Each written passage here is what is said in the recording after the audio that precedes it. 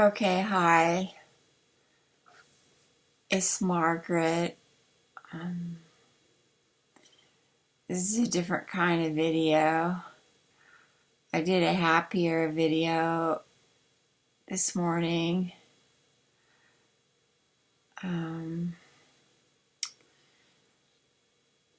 but mm,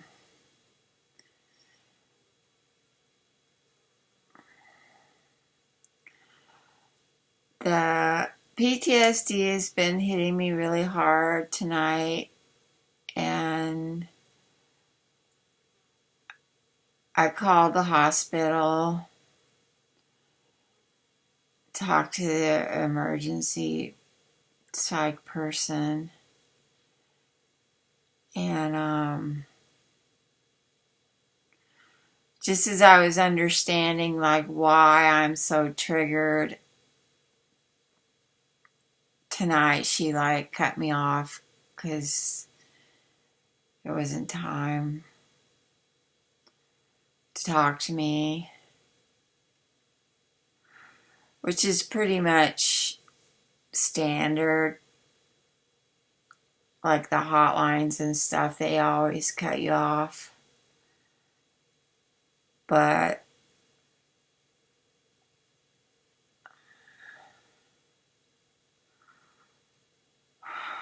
well, a lot of triggering has come from the district attorney, Seth Williams, who was arrested and then took the plea.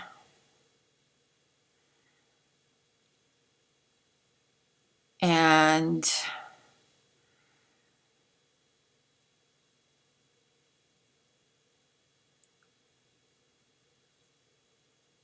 he committed a lot of crimes against me, as did a lot of people in Philadelphia. And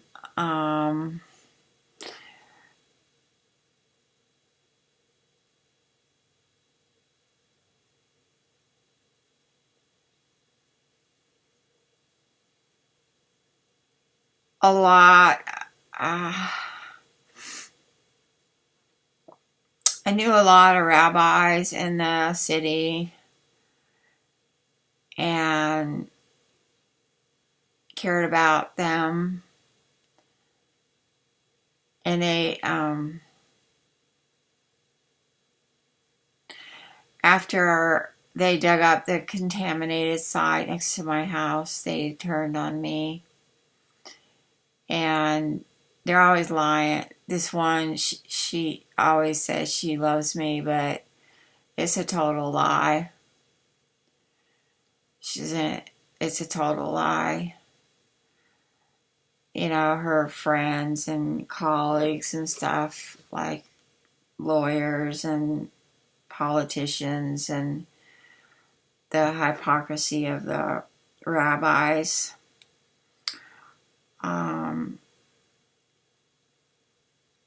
They all turned against me. And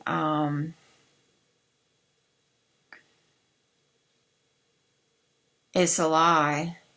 When she says she cares about me, it's a total lie.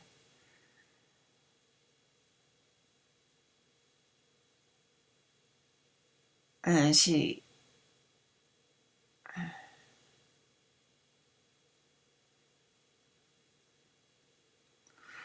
but anyway, when I was talking to the woman on the phone, the counselor or whatever,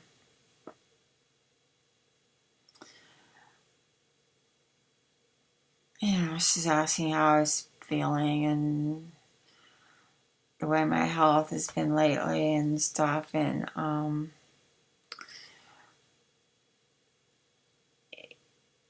you know, I've been really paralyzed. And when the district attorney, Seth Williams, he was about ready to go to trial, and things got really, it affected me a lot. And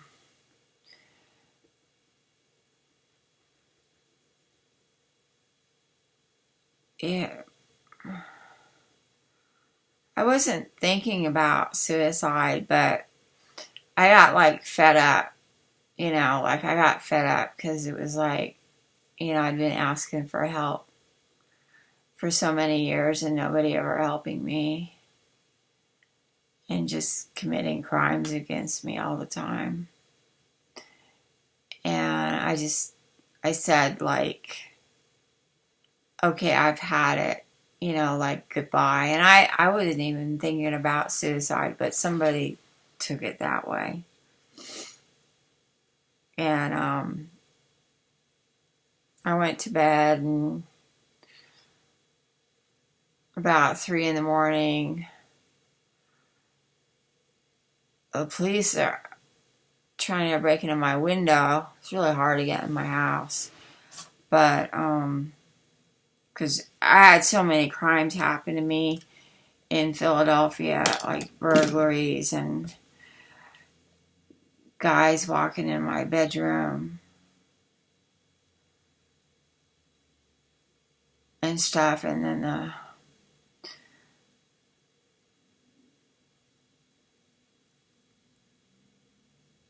police telling me that it didn't happen. But I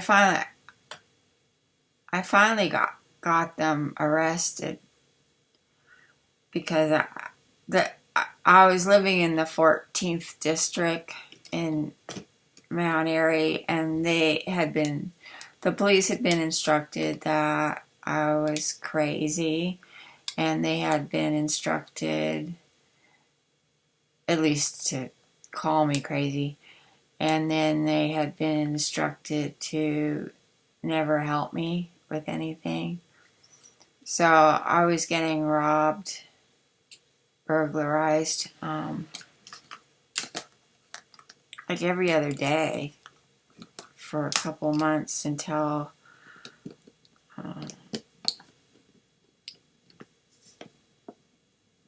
was home, and one of the guys that would burglarize me, my car was not parked in its usual place because the streets and everything were all dug up from the construction, so my car was like around the block. And I had just gotten home from the hardware store from like about the fourth time of trying to buying a new door handle, and lock, okay, because I kept getting broken in. And I was always so tired because of the lead and mercury and everything. And so I just got home with my new doorknob or whatever, and I was laying on the bed, and he comes in.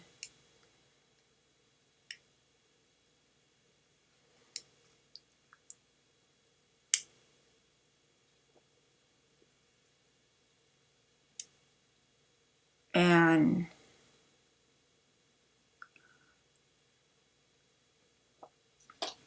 I was able to detain him in the sense of get the police called and not let him get away until the police got there.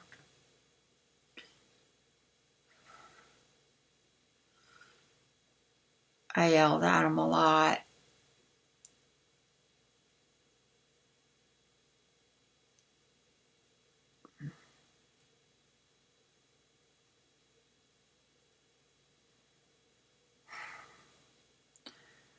Then the police took like 3 hours to get there because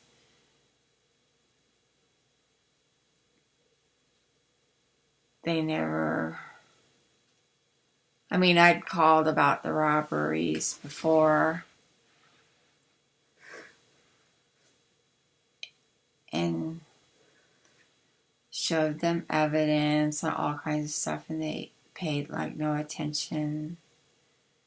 It was worse than that, but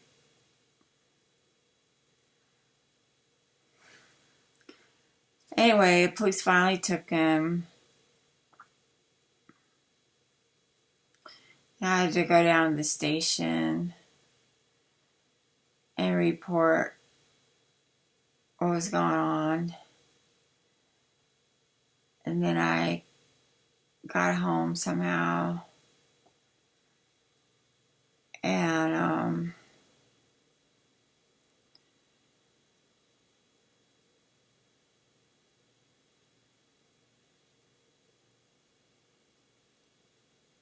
in a couple hours, he was back on the street next to my house. And all the neighbors were mad at me because I got this so-called innocent person picked up by the cops.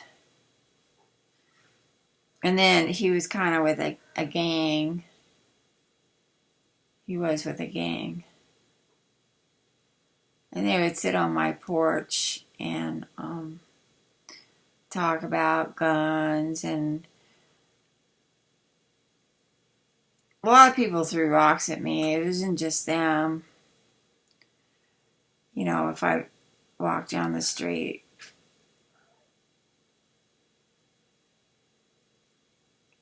And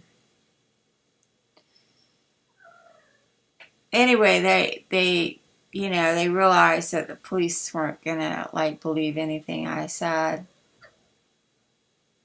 and the crimes got worse toward me. And then finally, I called. I got a hold of Detective Mosley. He was downtown, and kind of the top guy of his division. And he reopened the case, and real soon, 2 of the guys were arrested. Well, in between that, they stole my car, and that's a whole other story. And police abuse in that, too. From the 14th District.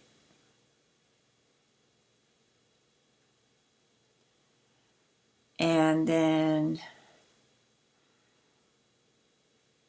But anyway, Mosley had two of these guys picked up, and they confessed, they had sold my stuff or whatever, computer or whatever, jewelry stuff.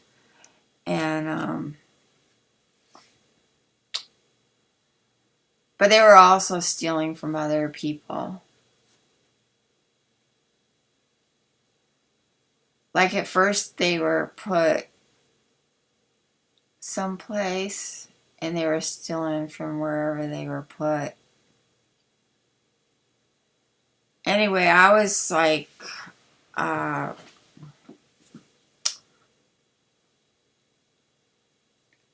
really traumatized, okay. And went to victims of crime counseling. And in order to do that, I had to file charges, which really wasn't any problem. But I was supposed to be informed of when the guy was let out, but I never was. That's Philadelphia. Also, like,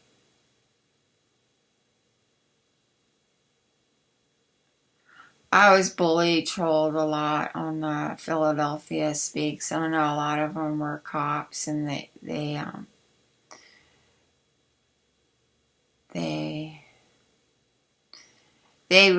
would say, like, they went to look for the files on these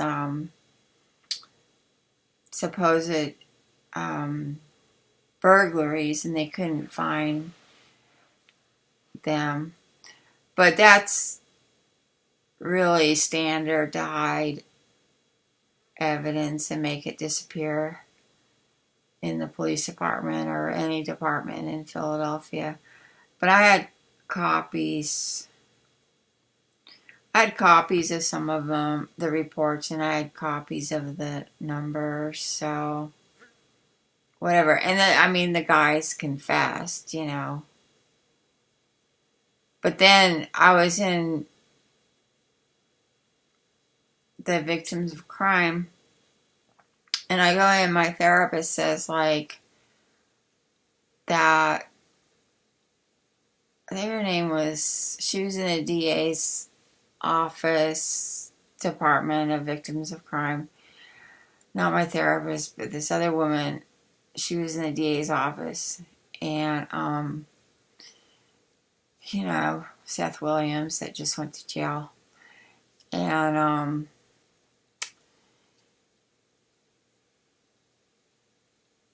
Alberta James or something like that.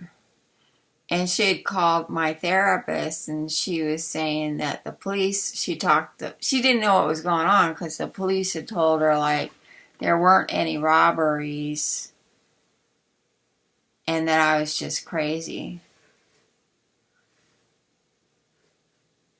But then Mosley had picked him up, and they confessed, and they got convicted, and they went away, okay?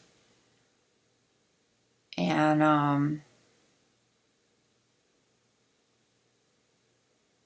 then after I got back to California, I found some of the papers on the case, and I looked up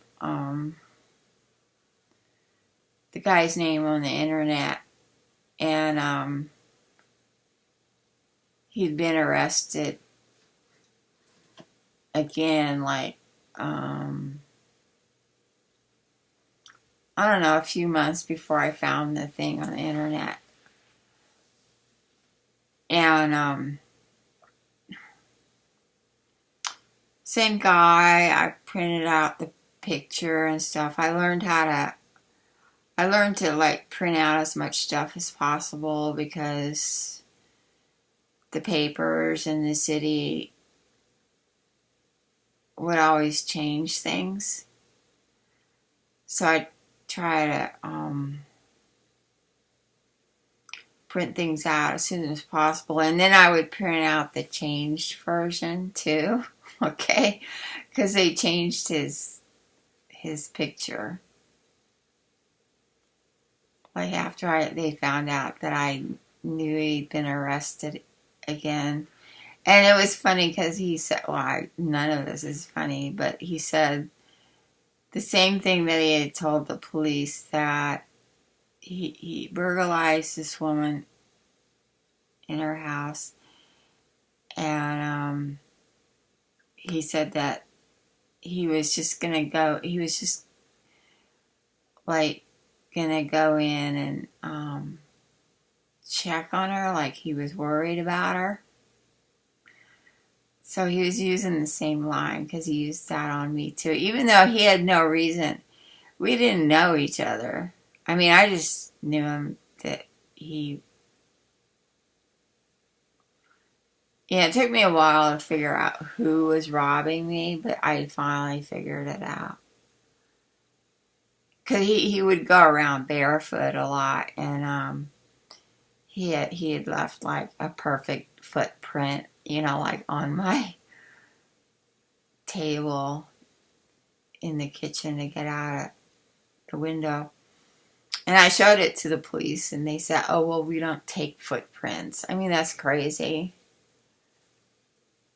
If you want to... That's crazy. If you really want to catch a thief, and there's a perfect footprint there, and somebody's telling you, like, that footprint belongs to the guy next door, that's, like, really easy to figure out. doesn't take a very sharp detective to do that. But they would rather just say I was crazy.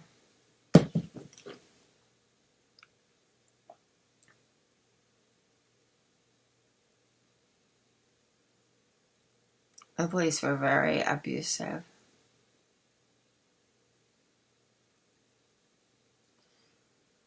I had to go to the rape counseling place for a while. And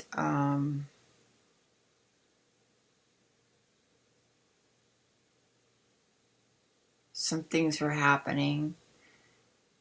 And I wanted to report it, and I asked someone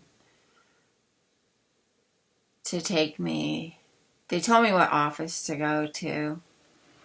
Special victims, I think. And then I found out that the Philadelphia Police Department calls that unit the lying bitch unit, or something even worse than that. So, I mean, I was traumatized enough and abused by the police enough to, like, wasn't really excited about going down there and get abused some more.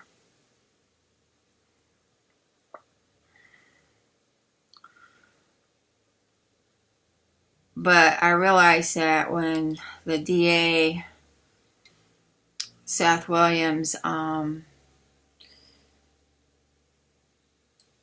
mean, I knew he was getting indicted, but then it was like his trial was getting closer. And I started getting like more anxiety. And I read his case, and I knew it had a lot. It wasn't like, he's done like so much worse than what was in the case. And I had evidence on it, and I knew other people that had really a lot worse evidence on him. And it was just like one of these, I've seen this happen in Pennsylvania a lot, and probably other states, is, you know, they want to get rid of a politician, so they charge them with like bribery, which all of them do, okay? And also another favorite one to charge them with is like driving their girlfriend around in a city car.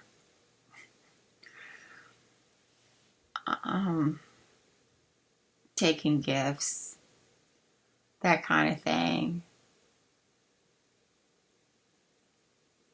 Not like felonies of like allowing your best friends and covering up environmental felonies and trying to kill the lady next door to the project,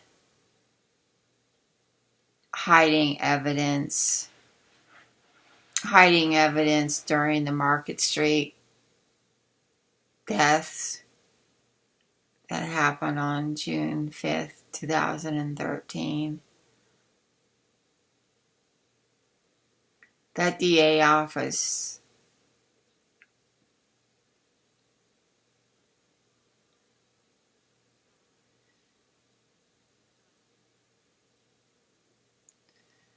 somebody had a daughter who worked in the DA office, and they abused her so bad that she committed suicide. Workplace mobbing.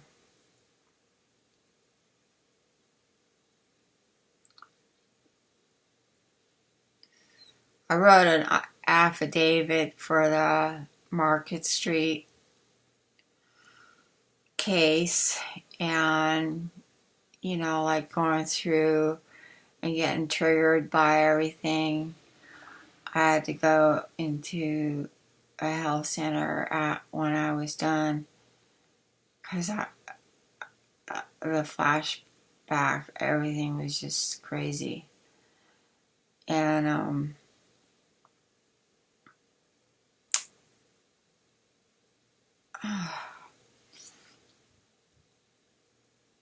I can't think. I've been getting paralyzed.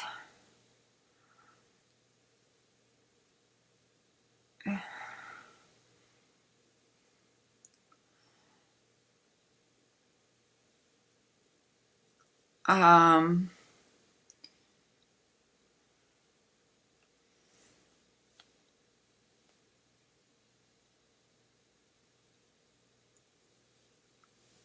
they have to reopen. They need the whole trial for Market Street and those demolition deaths was a, a total abuse of justice, and um, the trial should be thrown out and reinvestigated by the feds. If there's any, maybe if there's any honest feds around.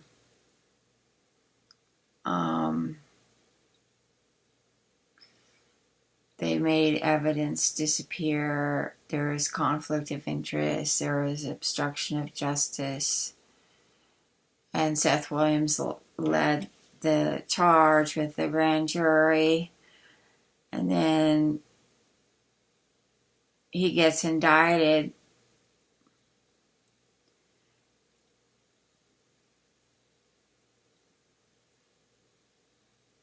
And one of the things that he gets indicted for, like the pattern of crimes, was to kind of like overlook special friends, like people that give him vacations and couches and shit money.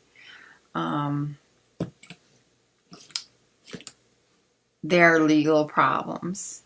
Okay. Like his two best friends pitched the project next to my house, and they're like Derek Green's a counsel at large person. He committed a lot of crimes against me, felonies against me. And Vernon Price was an elected official, the ward leader at the time. And then he was in the DA's office working with Seth Williams for a long time. And the three of them were best buddies. Derek Green and Vernon Price and Seth Williams. And of course the project next to my house was very politically corrupted and connected. There's a lot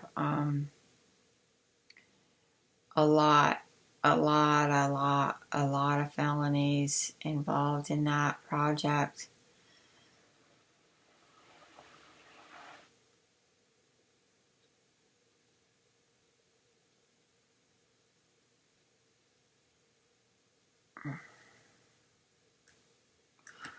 So I started getting triggered again with the PTSD kind of.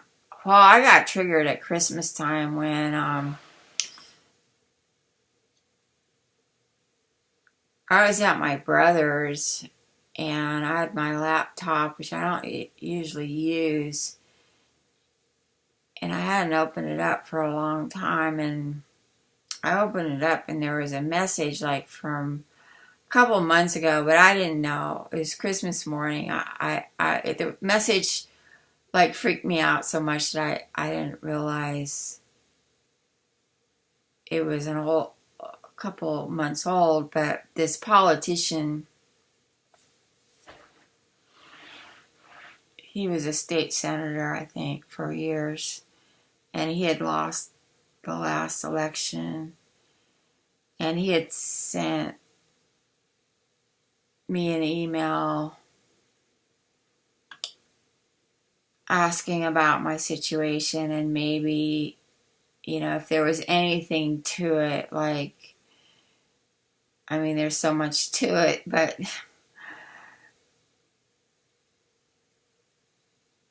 that maybe he would represent me. But I knew he had a conflict of interest, and he was a politician, And, there was like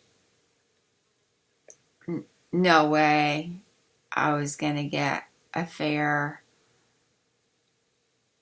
lawyering from him. And it just like that was this past Christmas. And it freaked me out so bad, and that I had to go. I had to go home. And it was like Christmas morning, and I just had to tell my brother, and I think my sister-in-law was kind of upset with me because she didn't understand. They don't really understand what's wrong with me, the trauma. But I couldn't handle it. I couldn't handle that message. And we had like this little conversation, and he was like talking like a lawyer, which I can't stand. Anyway, and I knew he didn't have my best interests at heart. He was just like playing some kind of political game at my expense. And so I was like really freaked out, and I just had to go home. My sister-in-law wanted me to go over like with the other aunts and cause whatever family, and I just ran out of there. I couldn't handle it at all, and they don't really understand why. And ever since then, I mean, now it's what, September? Ever since Christmas, I've been like really freaked out. And that triggered it. And then the arrest of Seth Williams triggered it. And then his lousy case triggered it. And then I got together a big pile of evidence around him and a whole bunch of other people in the city and sent it to the prosecuting attorney. And according to the post office, my package arrived about 13 hours before Seth Williams took a plea of guilty. At about 1:30 in the morning, my package was supposed to arrive like at around noon on Wednesday. Thursday, 1:30 a.m. approximately, Seth Williams took a plea after refusing a plea for months and being really cocky. And the reason I sent the package was because I could see that he had a really lame case. It was a jury trial, and he'd get off like really easy. And the next day, the city was like, oh, we're in such shock. Okay. I mean, nobody ever mentioned my evidence that I sent. Just like they didn't mention it, and it was hidden during the Market Street. That's felonies and obstruction of justice right there in two major cases. Now, I don't know if the judge got wind of things. I mean, it's unlikely that my evidence would be widespread because there's so much incrimination on so many people in the government in Philadelphia that if the law worked correctly, it would just be like a sweep, and that should happen. Of course, it'll just be replaced by more corruption. But I don't know.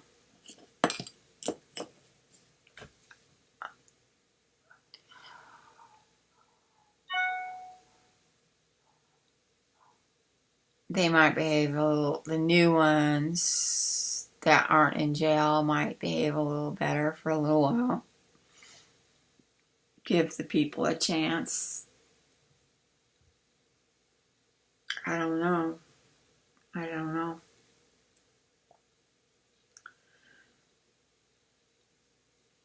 But tonight when I called the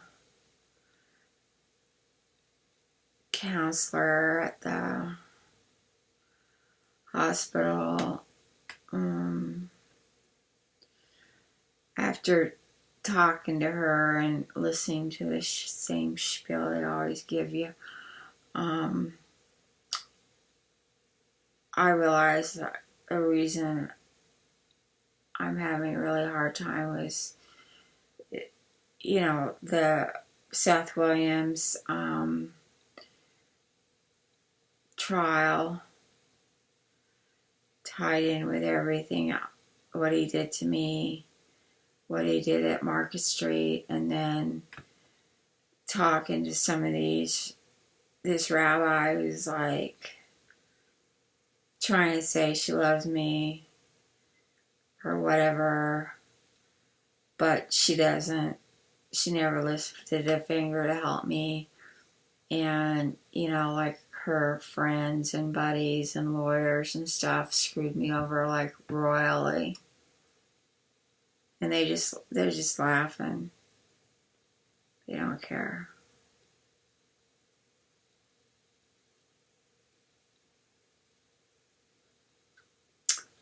So, I tell the lady, like, I'd really like to have, like, group therapy with other targets of public corruption, and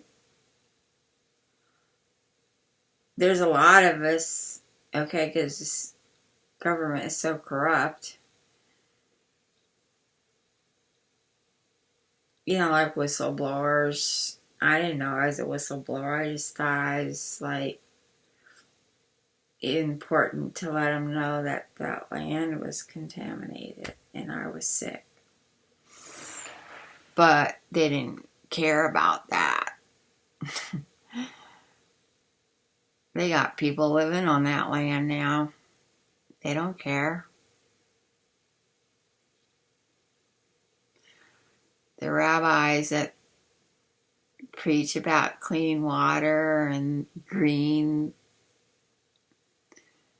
sacred green things, they don't care. Not if they have money in it or their buddies have money in it.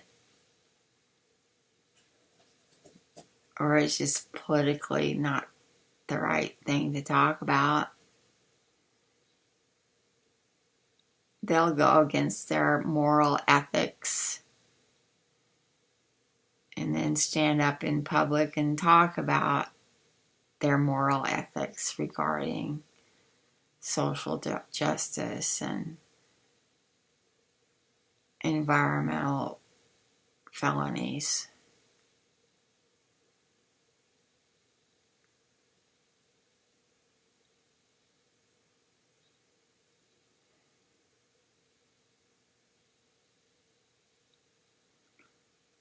And then the lawyers that lie.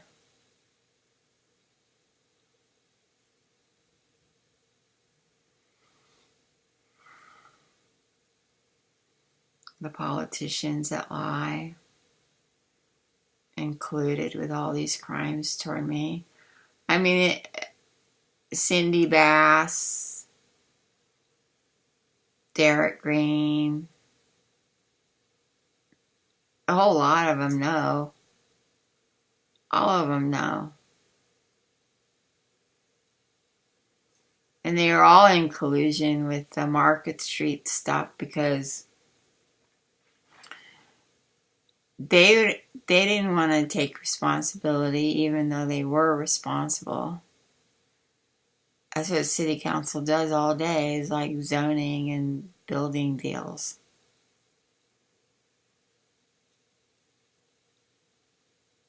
They didn't even have a permit for that demolition that killed those people.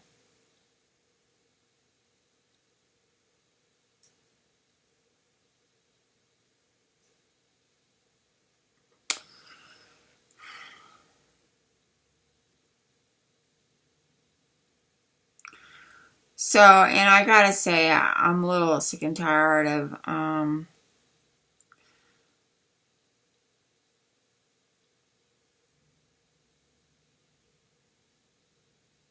people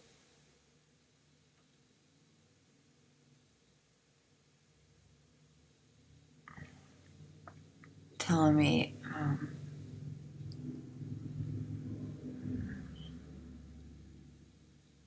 I should get over it, or it's in the past. It's not in the past. It's all around me. I mean, you can't see it, but like all these, it's all I have to do, like more things to handle this situation. And it's a lot of work. And you know, every second of my life, every moment. I mean, every breath, because every breath hurts from getting exposed to brick dust and asbestos and the neurotoxins and everything. It's like every minute of my life, and it's just cleaning up.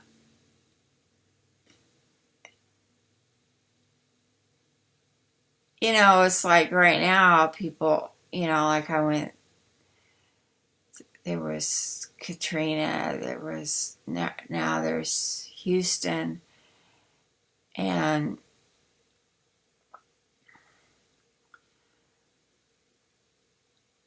the devastation isn't really that much different.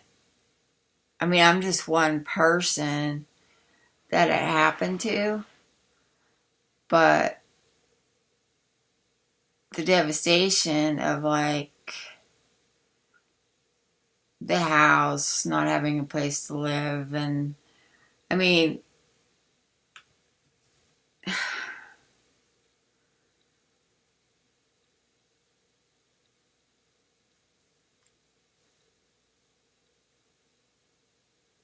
it's like bioterrorism, and then assault after assault after assault after assault after assault.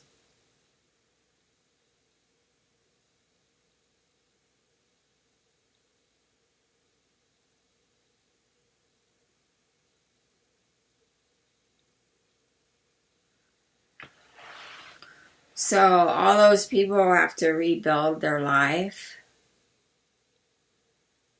and I do too. The only difference is, well, some of them will be totally alone in trying to do it, and some of them will have lost people.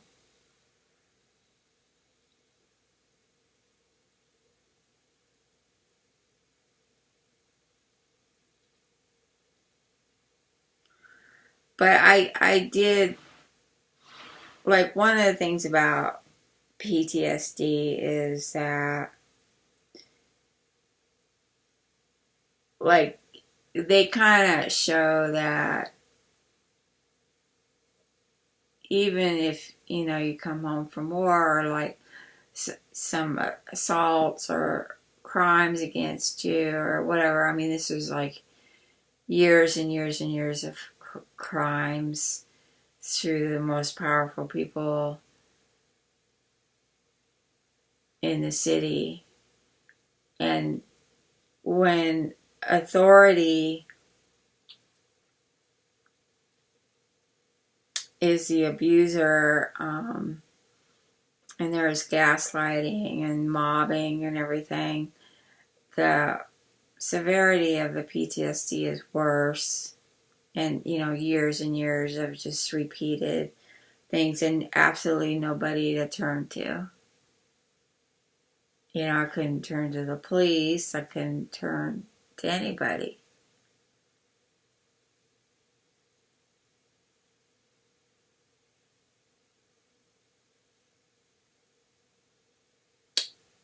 a few people helped me along the way in a sense, but nobody ever understood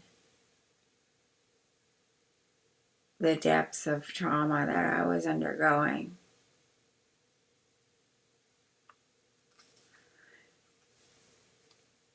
And the trauma gets worse when you're out of it and you're in a more safe situation. It just starts to hit you worse. It's like a different level of it.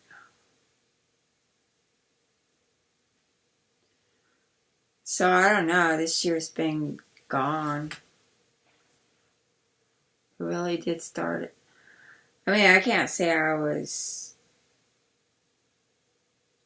well before Christmas, but it seemed like I was kind of pulling myself up. And then I got hit with that senator guy trying to do a number on me with all his conflict of interest, and then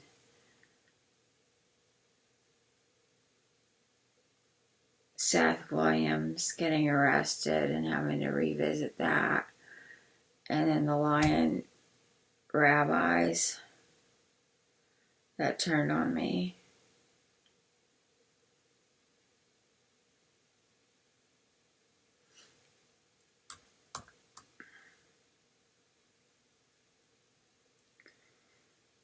And then the crazy medical system that has no clue as to how to treat it.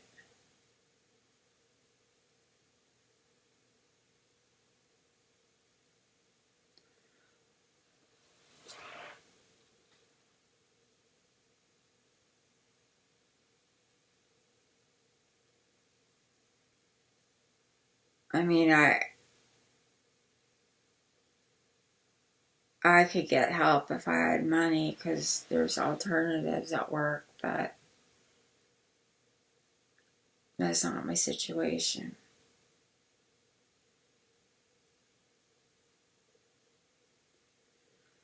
So anyway, I gotta start again tomorrow to get through another day.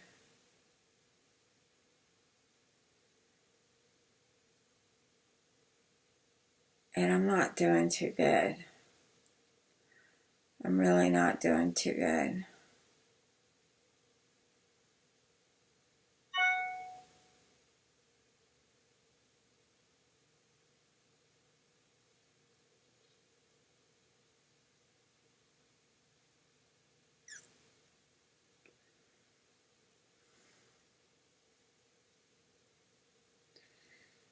So I'm